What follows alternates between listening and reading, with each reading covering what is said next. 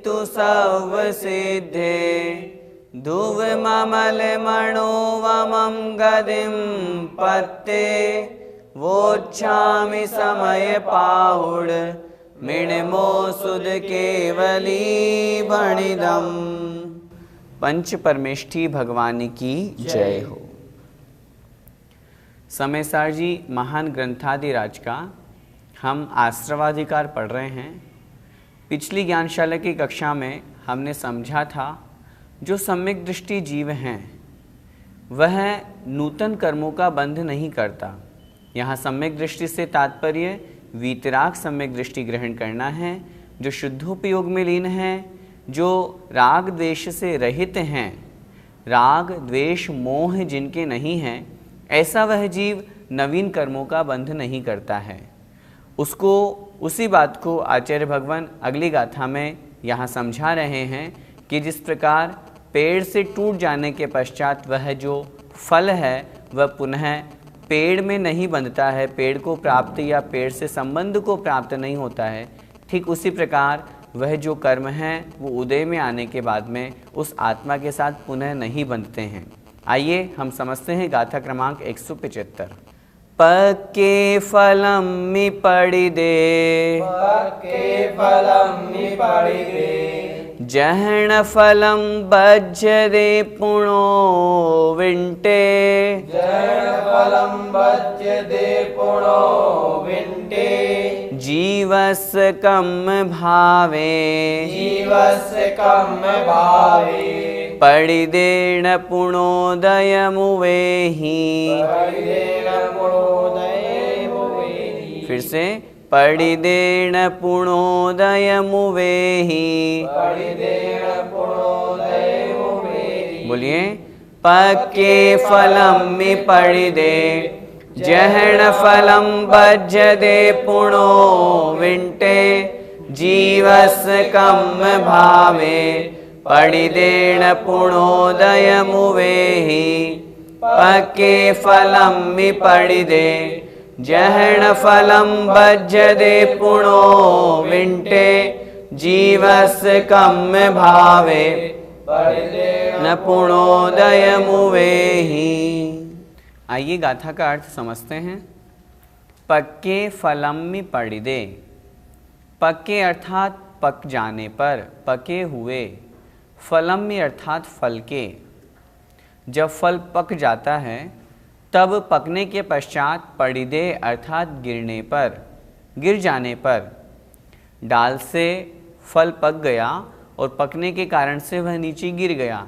गिर जाने पर अगली पंक्ति में कह रहे हैं जहण फलम बज्जदे पुणो विंटे, जह अर्थात जैसे, जिस प्रकार, न अर्थात नहीं, फलम अर्थात वह फल। कौन सा फल? जो फल उस डाल से नीचे गिर चुका है पक करके, वह फल बज्जते अर्थात जुड़ता है, बंधता है, पुणो अर्थात पुनः फिर से, विंटे अर्थात डंठल से, शाखा से अर्थात उस पेड़ से। क्या मतलब? बहुत अच्छे उदाहरण के माध्यम से आचार्य भगवान यहाँ समझा रहे हैं कि जिस प्रकार फल के पक जाने पर वह जो फल है वह डंठल से, उस शाखा से, उस पेड़ से नीचे गिर गया। गिर जाने के पश्चात वह फल पुनः उस डंठल में, उस पेड़ में वापस नहीं जुड़ता, वापस नहीं बंधता। जीवस्य कम भावे, उसी प्रकार जीवस्य जीव के, कम भावे पुद्गल कर्मों की, पड़िदे अर्थात पतित होने पर, अर्थात निर्जरा होने पर, उसी प्रकार जीव में जो कर्म बंधे हुए थे उन कर्म भावों की अथवा उन कर्मों की निर्जरा होने पर जब वो आत्मा से अलग हो जाते हैं। निर्जरा किसे कहते हैं? आत्मा का, कर्मों का आत्मा से अलग होना वह निर्जरा कहलाती है। निर्जरित होना, जीर्ण शीर्ण होना। उसी प्रकार जीव के उन कर्मों की निर्जरित हो जाने पर, निर्जरा हो जाने पर, न पूर्णोदय मुवेहि, न अर्थात नहीं, पूर्ण अर्थात पुनः, दोबारा, वापस, उदय मुवेहि, उदय को प्राप्त होते हैं। वे कर्म पुनः उदय को प्राप्त नहीं होते हैं। क्या मतलब? यहाँ समझना है, एक रागी जीव कर्मों का बंध करता है, जब वो कर्म उदय में आते हैं, इस कारण से पुनः वह कर्म रागद्वेष रूप भाव कर लेता है वह जीव, और नवीन कर्मों का बंध कर लेता है। लेकिन यहाँ उस जीव की बात चल रही है जो ज्ञानी है, जो आत्म स्वरूप में लीन है, जो वीतराग सम्यक दृष्टि है। ऐसे शुद्धोपयोगी मुनि महाराज जब राग द्वेष मोह से रहित होते हैं, तब उस समय नवीन कर्मों का उनके बंध क्यों नहीं होता? क्योंकि वे उसमें राग द्वेष नहीं करते हैं। इस कारण से उस पेड़ की उदाहरण के माध्यम से आचार्य भगवान उस जीव की यहाँ पर बात कर रहे हैं। एक बार फिर से गाथा का अर्थ देखें।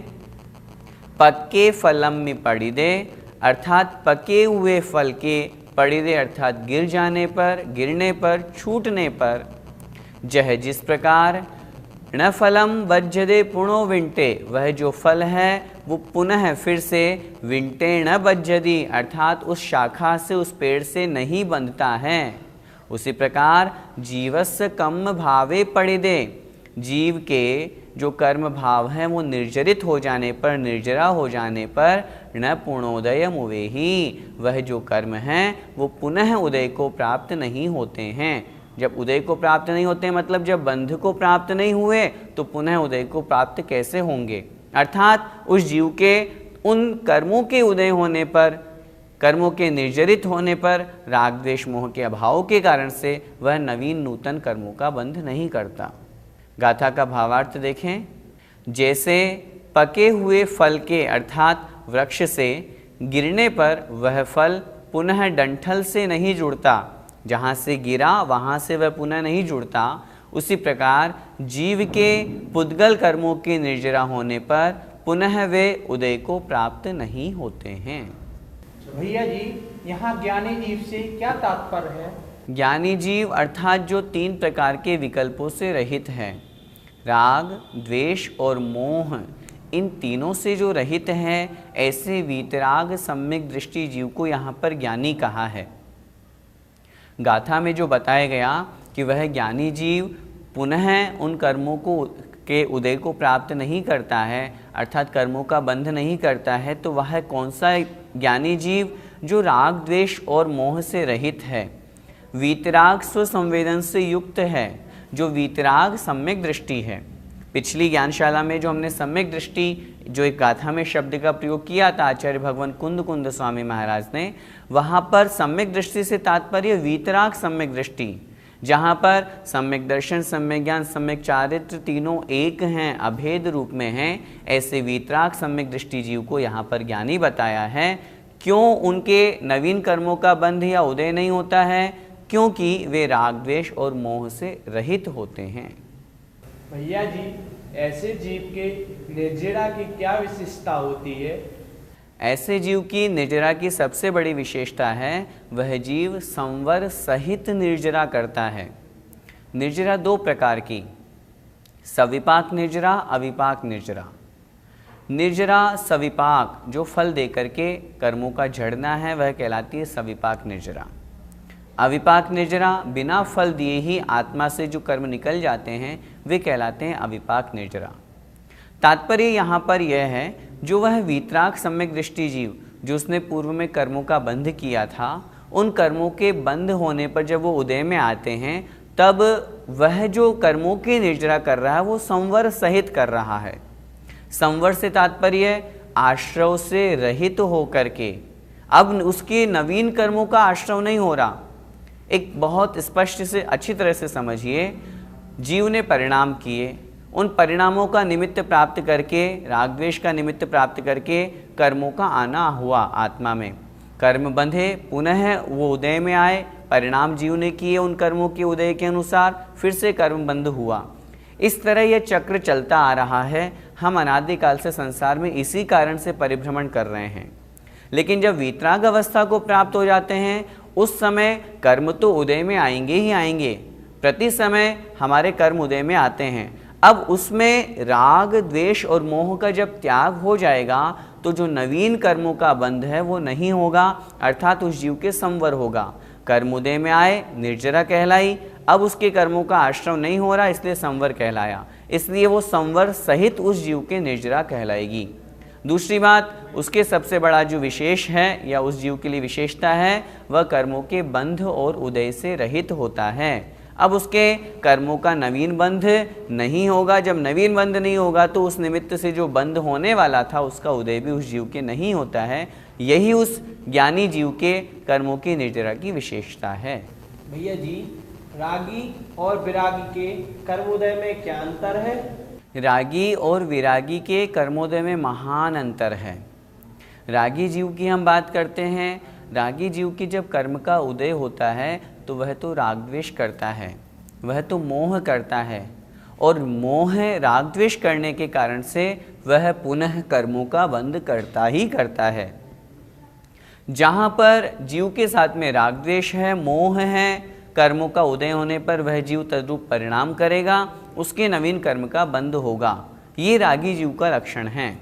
लेकिन जब हम विरागी की बात करेंगे, वीतरागी की बात करेंगे, उस समय उस जीव के कर्म का उदय तो हुआ, कर्म निर्जरा को तो प्राप्त हो गए, लेकिन वह राग द्वेष और मोह नहीं करेगा। राग द्वेष और मोह नहीं करने के कारण से उसके नवीन कर्मों का बंध भी नहीं होगा और उदय होने का प्रश्न ही नहीं है। उदाहरण से हम समझें, उदाहरण दिया आचार्यों ने, जिस तरह एक भोग भूमि वाला जीव है, भोग भूमि जो जीव होते हैं वे जब मरण के अंत समय में उनका समय आता है, उस समय वे संतान युगल को उत्पन्न करके मरण को प्राप्त होते हैं। कर्मोदय में आया और फल रूप में संतान उत्पन्न होकर के वो चले गए। इस तरह रागी जीव का लक्षण कहा।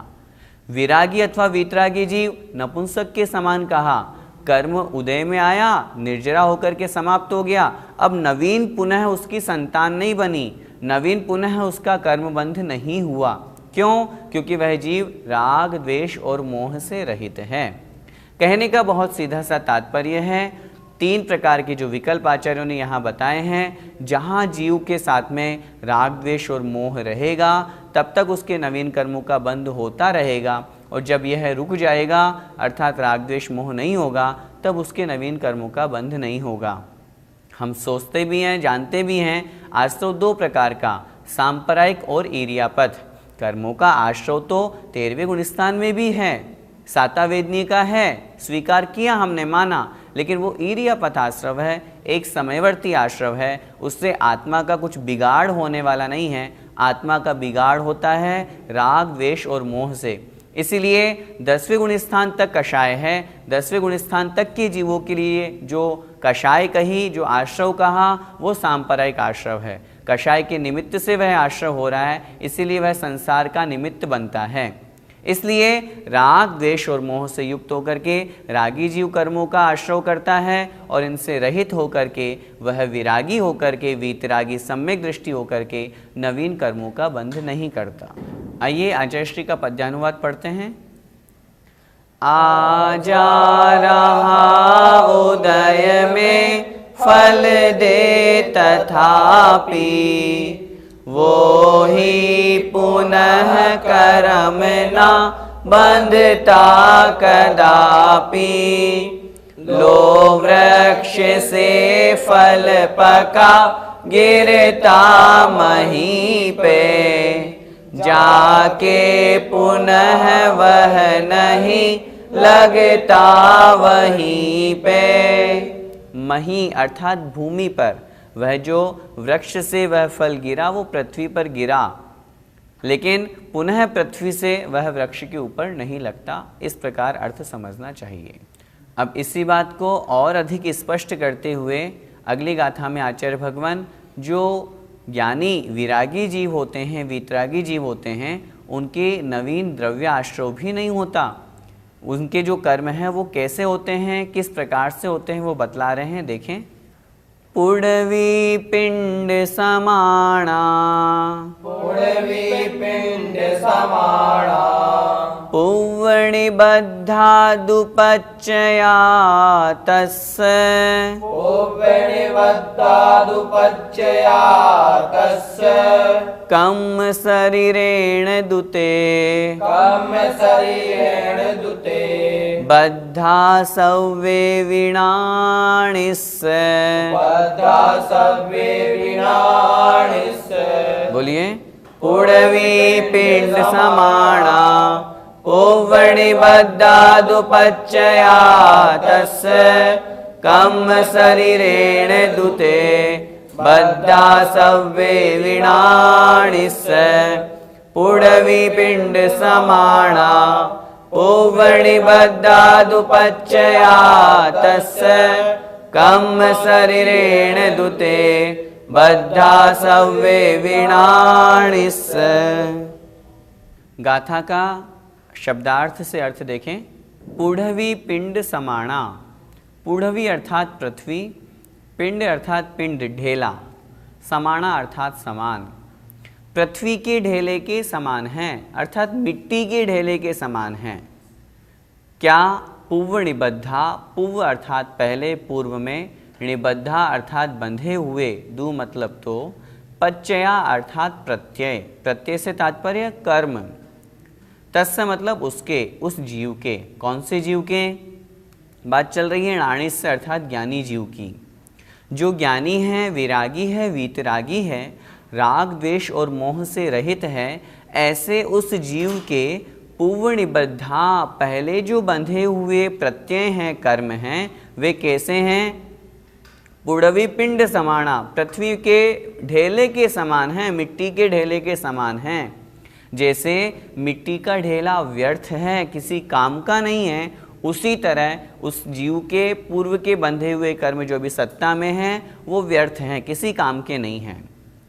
क्यों नहीं है? किस प्रकार हैं?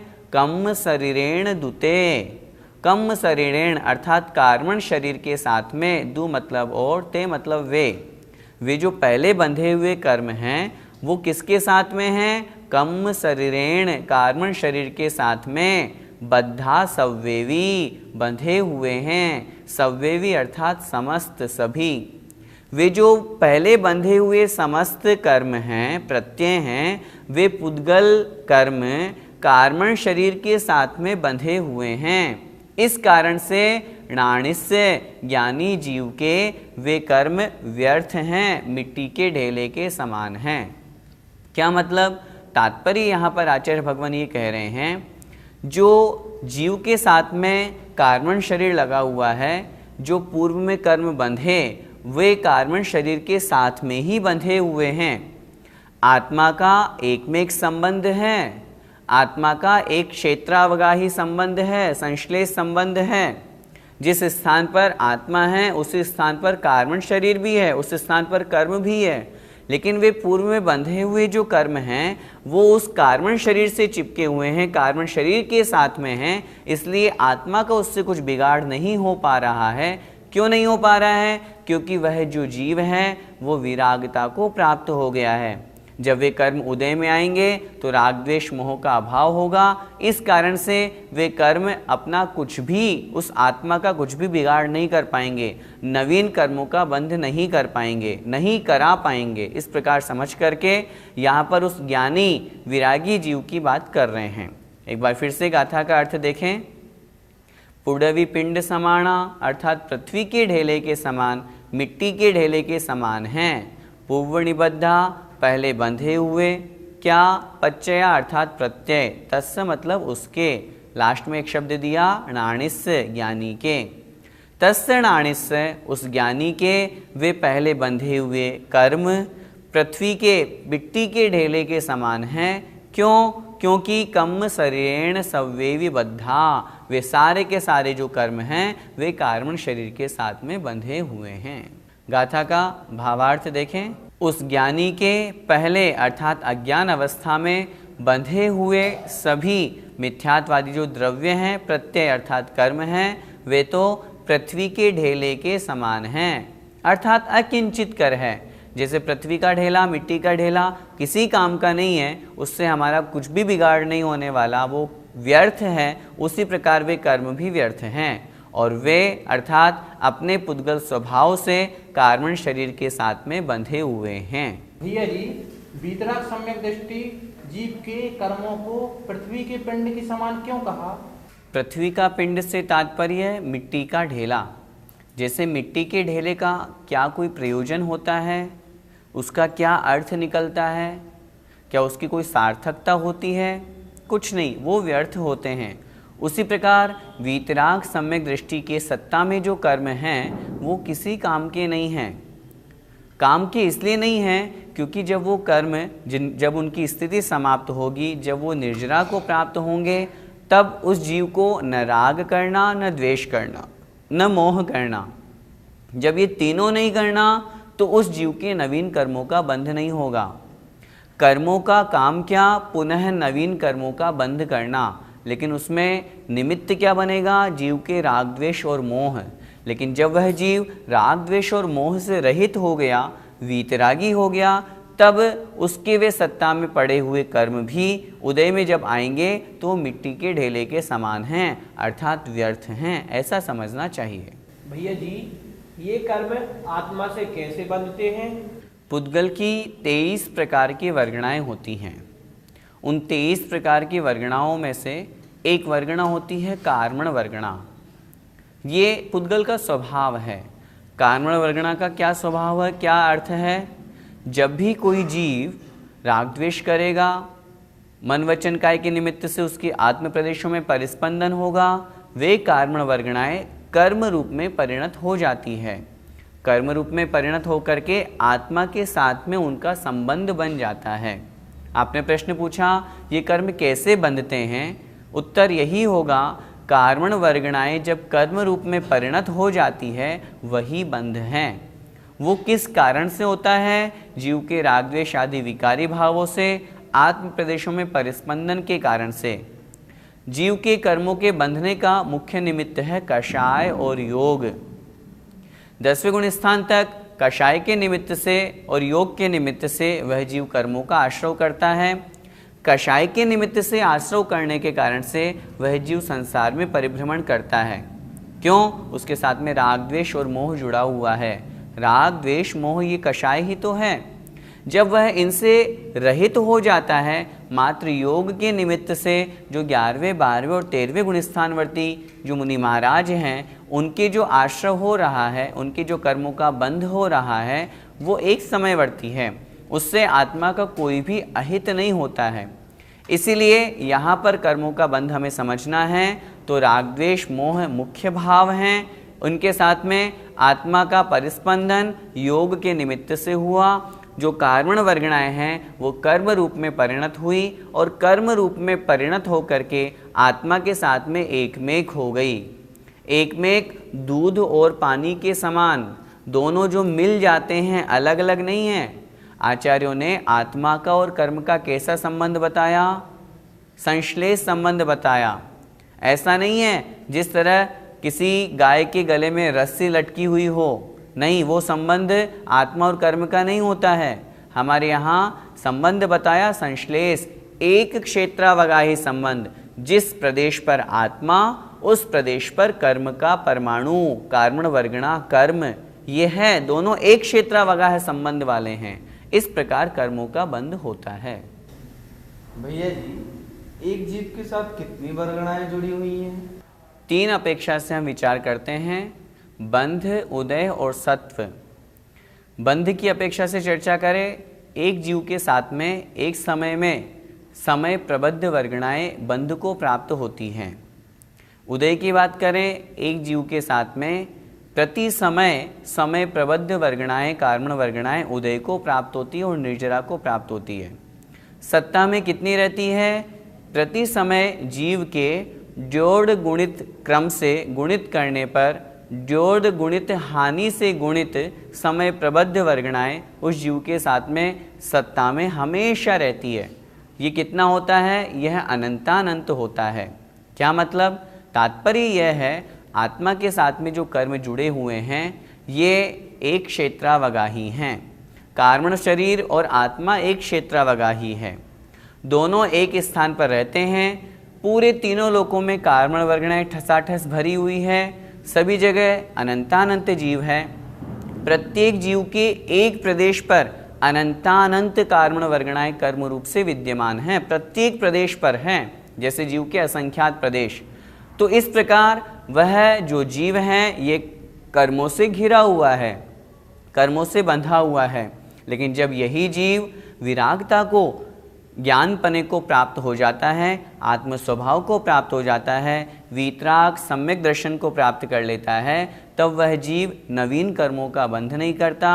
जो उसके कर्म उदय में आए वो आकर के समाप्त हो गए, निर्जरा को प्राप्त हो गए। जैसा कि हमने अभी 2 गाथाओं के माध्यम से पढ़ा कि जिस प्रकार उस पेड़ में फल लगा, गिर गया पक जाने के बाद, लेकिन पुनः वापस नहीं बंधा, उसी प्रकार वह वीतराग सम्यक दृष्टि जीव कर्मों को उसने झड़ाया, निर्जरा को प्राप्त कराया, लेकिन उसके नवीन बंध नहीं हुआ, नवीन उदय को वो प्राप्त नहीं हुए। यह लक्षण जो है ये उन ज्ञानी वीतराग सम्यक दृष्टि की अपेक्षा से समझना चाहिए। गाथा का पद्यानुवाद पढ़ते हैं। रागादि रूप उपयोग ढला नहीं है, ज्ञानी तभी निरखता विधि को सही है। अज्ञान से कुछ बंधे विधि हो पुराणे, दीवार पे चिपकती रज के प्रमाणे। जय जिनेन्द्र। इस कार्यक्रम के पुण्यार्जक परिवार हैं श्रीमती पूनम जैन, धर्मपत्नी श्री सुभाष जैन, गुणायतन शिखर जी, मानक चंद, कमला देवी, राकेश, नीतू, ऋषभ, सौम्या एवं Ayushi Musharraf, B123, Sethi colony, Jaipur, Rajasthan. Shri Parasnath re rolling mills limited, Durgapur 1, Bardhaman, Paschim Bengal. Amita Jain, wife of Anil Kumar Jain. Sangeeta Jain, wife of Vipin Kumar Jain. Sheel Jain, wife of Narendra Jain. Hitone trading company, Shalimar Bagh, Delhi 88। माता श्री निरंजना बाई सरोदय के स्मरणार्थ Sunanda, wife of professor Umesh Chandra Saroday, Nagpur. Rekha, wife of Abhay Kumar Sontakke, Karanja. Madhuri Jain, Nagpur. Nishigandha Band, CA, wife of doctor Shailesh Band, Amravati. Rutika, wife of Saurabh Saroday, Pune. Pushpak Jain, Swastik Band, Spruha Saroday. स्वर्गीय श्री चिमनलाल फूलचंद शाह, स्वर्गीय Kamlaben Chimanlal Shah, doctor Rajnikant C Shah, Leena R Shah, Samarth R Shah, Dhwani S Shah, Nishchal R Shah, Janali N Shah, Aagam, Nirmay एवं नियम शाह, अहमदाबाद, गुजरात। गर्भ गौतम जैन, सुपौत्र अशोक कुमार, रतनलाल जैन, नूतन, गौतम, प्राची, आदित्य, महिमा, सलोनी, निरंजन, अरहन, आराध्य, तारदेव, अंधेरी, मुंबई।